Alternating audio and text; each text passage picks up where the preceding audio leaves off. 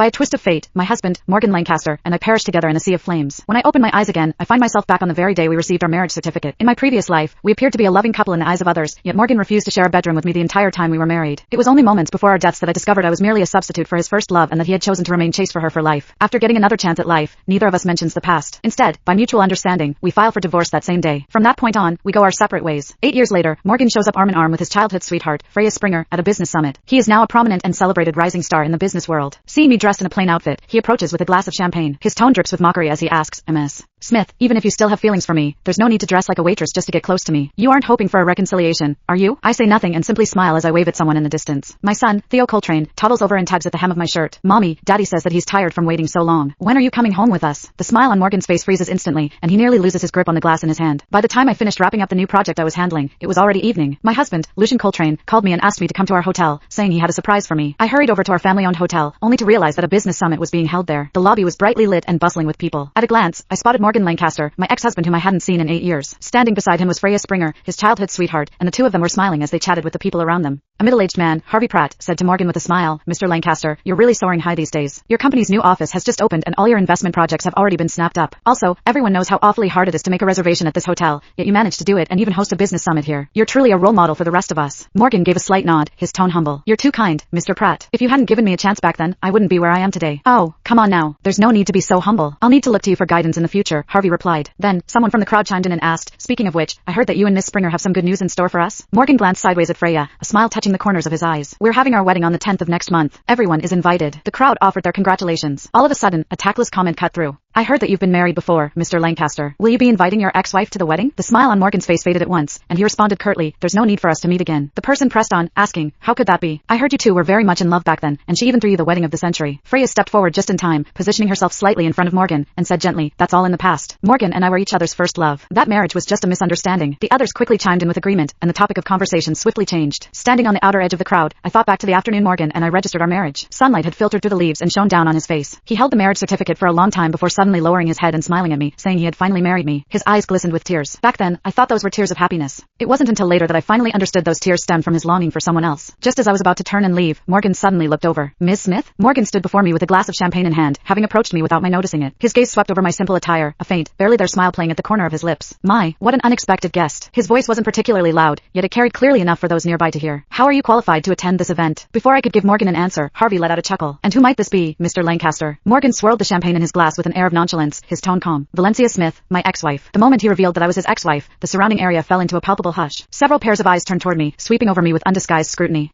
If you want to read the full story, head over to my profile.